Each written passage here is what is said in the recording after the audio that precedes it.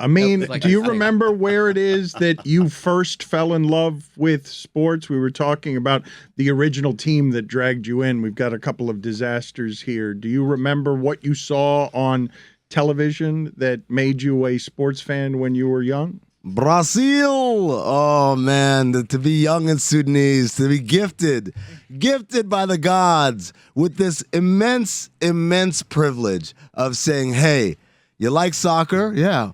Guess what? Your team, the greatest team to ever play this game. But they're not from our country. Doesn't matter. It's a great start. Congratulations to you. What was the first World Cup that you remembered? Was it 90 or 94? 86. Wow. 86, man. Oh, wow. I was one. Wow, how are you possibly that Carica. old? Oh, man. How long had Pele been retired by that time? Oh, no, for a while. His last World Cup was 70. Yeah, But that's what I thought. your introduction is to the most beautiful thing, but Yes. it's not actually yours. No, it's mine. Birthright. You know how you know how like some Jewish people can they claim birthright to go to Israel? Like that's the same thing for Sudan and Brazil. Like, you know what? You can't argue it, right? Like I was talking to Whitty yesterday in the break room, and I said, look, man, this is how it goes. When I watch World Cup, these are my priorities. Priority number 1, Brazil. Like that's I live and die with it. I told you guys famously a few months ago, the only time I've ever cried after a sporting event or for a sporting event was Brazil losing to Germany in 2014. I wept. Wow. I wept. Oh, wow. I wept. I remember that game. Because it was just The nature of the hammering. it's the nature of the hammering. 5-0 after 30 minutes. You were a And favorite. in Brazil. In Brazil. In Brazil, like, yo, man, this is all like It was it's weird. All, It was the pressure of 40.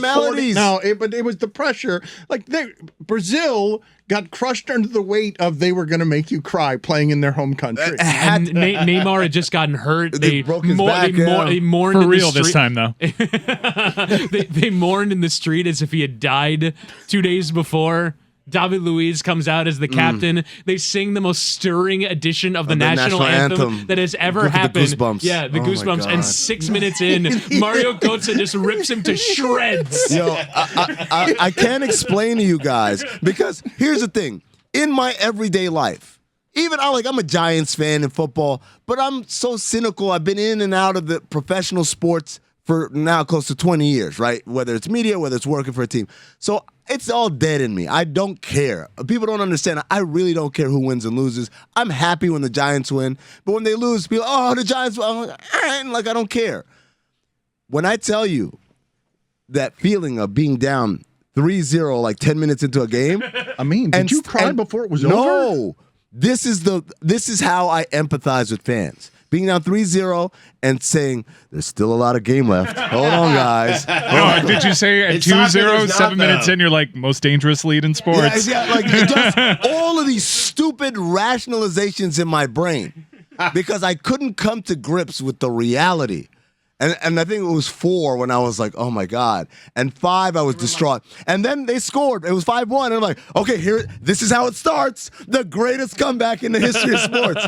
That's how stupid. And that's why the pain was so much greater because you allowed yourself in pockets of the game to actually believe this dumb shit? No way, man. No way.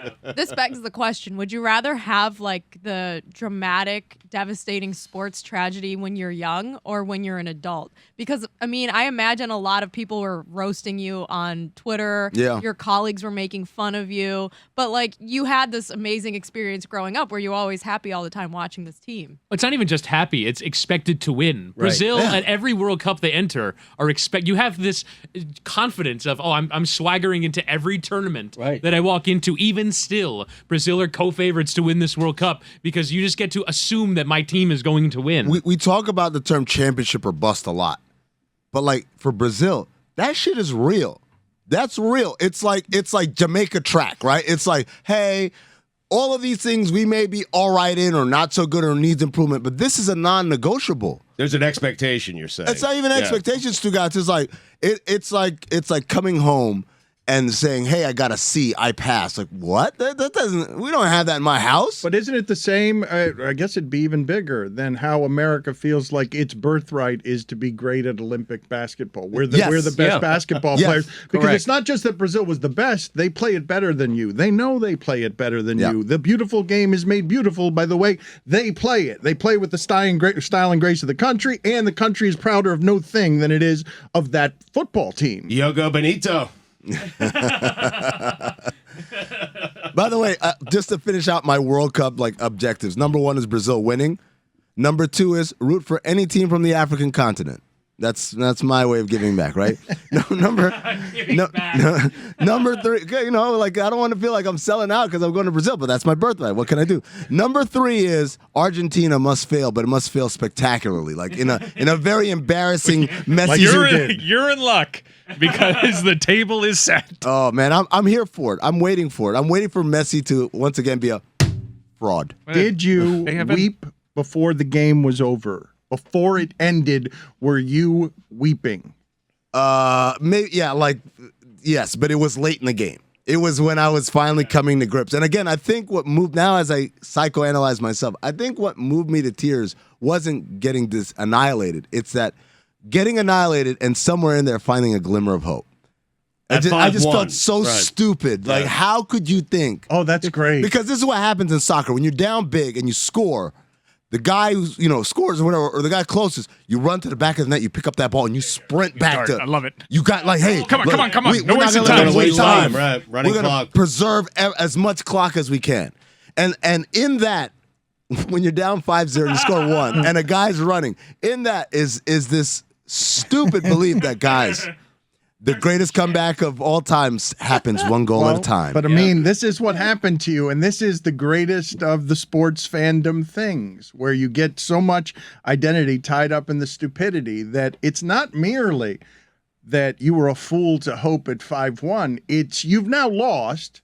You've lost at something that matters to you. Mm-hmm. You're the embarrassing person who sprints back from the net thinking you have a chance when the world is laughing at you because you came into this with swagger. You get your heart broken because on top of everything else, now you're in the self-loathing of what a piece of shit I am because I thought they were going to come back. I believe when no one else did. It's like the baseball fans who are down 10 runs at the top of the 9th and they put their hat on like, oh, I'm going to wear the hat like this. Rally caps. You're idiots. You're morons. Oh, I did that shit 2 weeks ago during a Notre Dame game. I literally moved where I was sitting because I was like, did it work? Yeah, it worked. Wow, congrats. Good job.